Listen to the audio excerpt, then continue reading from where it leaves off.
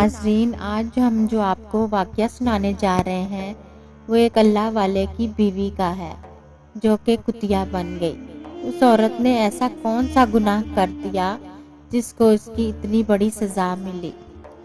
جو بھی اس کو دیکھتا کانپ کر رہ جاتا۔ اس واقعے کو جاننے کے لیے ہمارے ساتھ رہیے گا۔ بسم اللہ الرحمن الرحیم۔ السلام علیکم محترم ناظرین۔ ہندوستان کے گاؤں میں ایک اللہ والا رہتا تھا۔ وہاں پر مسلمان زیادہ تھے۔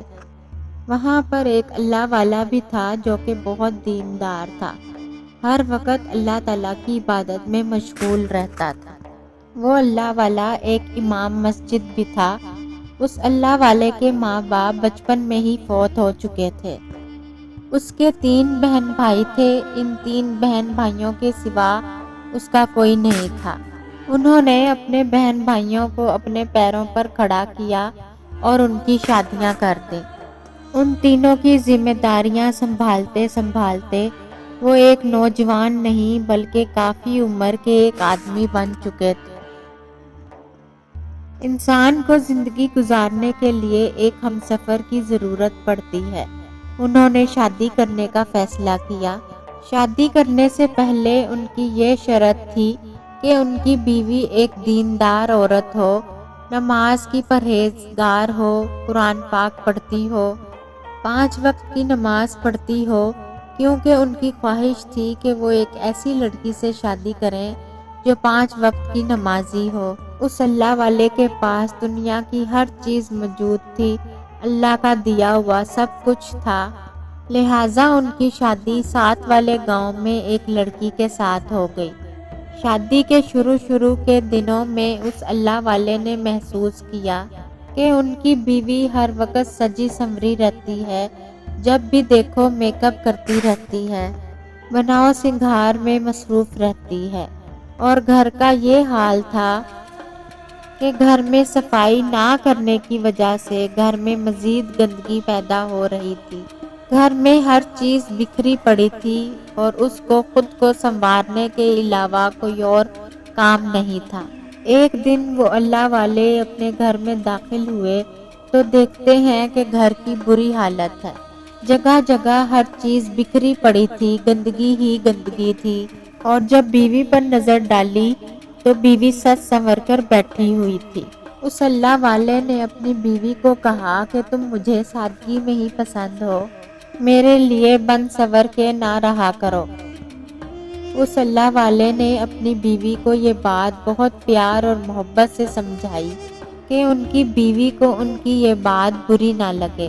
جب دوسرے دن وہ اپنے گھر میں داخل ہوئے تو ان کی بیوی پھر اسی طرح سج سنور کر بیٹھی ہوئی تھی۔ وہ سوچنے لگے کہ میری بیوی تو ہر وقت دنیاوی چیزوں میں مشغول رہتی ہے، دنیا کی محبت کی چیزوں کی طرف بھاگ رہی ہے، نہ نماز پڑھتی ہے نہ قرآن پڑھتی ہے۔ اس اللہ والے نے اپنی بیوی کو بہت پیار اور محبت سے سمجھایا کہ تم بھی عبادت کیا کرو، یہی عورت کا اصل زیور ہے، اور آخرت میں تمہارے کام بھی یہی عبادت آئے گی۔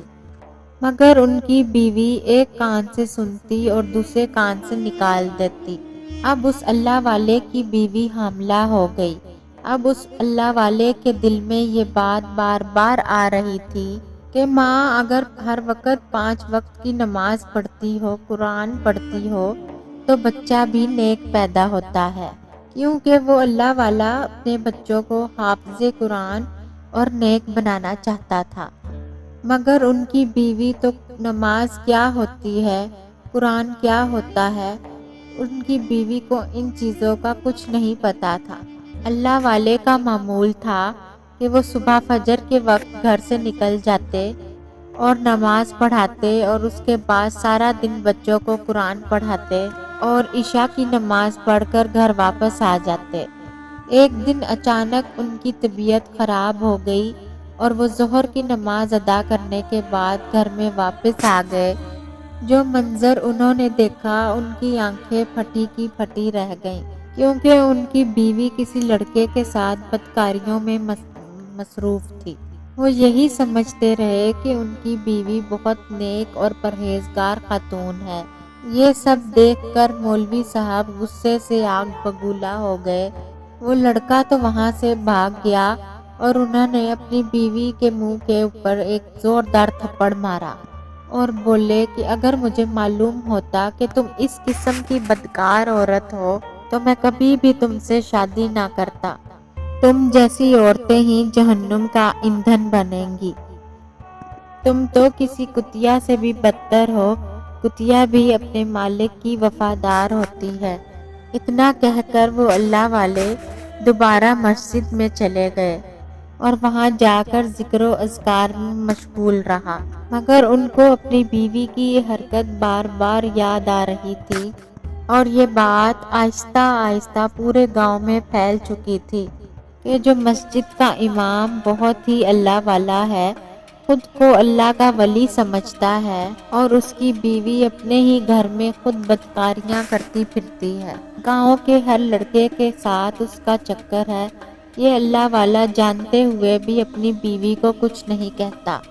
پورا گاؤں ان سے نفرت کرنے لگا، یہاں تک کہ جو بچے ان کے پاس قرآن پڑھنے آتے تھے وہ سب بھی آنا بند ہو گئے۔ یہ سب دیکھ کر اس اللہ والے کے دل پر بہت گہری چوٹ لگی اور طبیعت خراب ہو گئی۔ وہ رات مسجد میں ہی سو گئے۔ صبح فجر کی نماز پڑھ کر گھر گئے اور جب گھر میں داخل ہوئے انہوں نے دیکھا جو منظر ان کے سامنے تھا، وہ یہ دیکھ کر بہت حیران ہوئے کہ ان کی بیوی کی شکل ایک کتیا میں تبدیل ہو چکی تھی۔ وہ اللہ والا ڈر گیا اور فوراً کمرے سے باہر نکل گئے اور ان کی بیوی جو کتیا میں بدل چکی تھی وہ ان کے پیچھے جا رہی تھی اور ان کو کچھ کہنا چاہ رہی تھی۔ وہ رو رہی تھی اور چیخ رہی تھی اور ان کے آگے ہاتھ جوڑ رہی تھی، مگر اس کی آواز نہیں نکل رہی تھی۔ یہ بات پورے گاؤں میں پھیل چکی تھی۔ ہر انسان اس اللہ والے کے گھر میں آتا اور یہ دیکھ کر اپنے کانوں کو ہاتھ لگاتا اور توبہ توبہ کرتا۔ وہ عورت کچھ ہی دیر کے لیے زندہ رہی اور تڑپ تڑپ کر مر گئی۔ وہ اللہ والا اپنی اس بیوی کی حالت پر بہت دکھی ہوا اور اللہ تعالیٰ سے رو کر اس کی مغفرت کے لیے دعا کرتا۔ یہ بات آس پاس کے تمام گاؤں میں بھی پھیل چکی تھی۔ جو اس خبر کو سنتا، خاص طور پر عورتیں، وہ کام کر رہ جاتی اور اللہ تعالیٰ سے دعا کرتی، اللہ تعالیٰ ہمیں ایسا گناہ کرنے سے بچا اور کبھی بھی اپنے شوہر کی نافرمان نہ بنانا۔ محترم ناظرین، علماء نے نیک بیوی کی 4 صفات بیان کی ہیں۔ سب سے پہلی صفت یہ ہے کہ اس کے چہرے پر حیا ہو۔ یاد رکھیے کہ یہ سرخی اور پاؤڈر عورت کے حسن و جمال میں اضافہ نہیں کر سکتا، عورت کے حسن و جمال میں تو حیا اضافہ کرتی ہے۔ جس کے چہرے پہ حیا ہو، اللہ تعالیٰ اس کے چہرے کو پرکشش بنا دیتے ہیں۔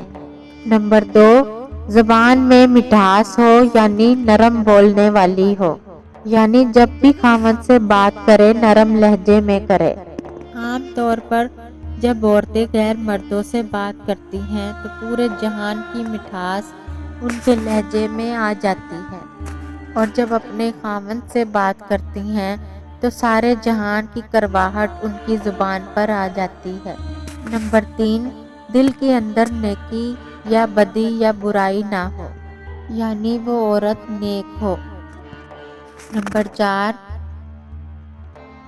جس کے ہاتھ ہر وقت کام میں لگے ہوں، یعنی ہر وقت اپنے گھر کے کام کاج میں مصروف ہو، شوہر کے کام کاج میں لگی رہے۔ یہ 4 خوبیاں نیک اور دیندار عورت کی پہچان ہیں۔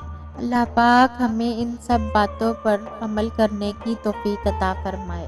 ویڈیو اچھی لگی ہو تو اس کو دوسروں تک شیئر کر دیں۔ ہو سکتا ہے کہ آپ کے ایک شیئر سے یہ بات کسی کے دل میں اتر جائے اور ہم سب کے لیے صدقہ جاریہ بن جائے۔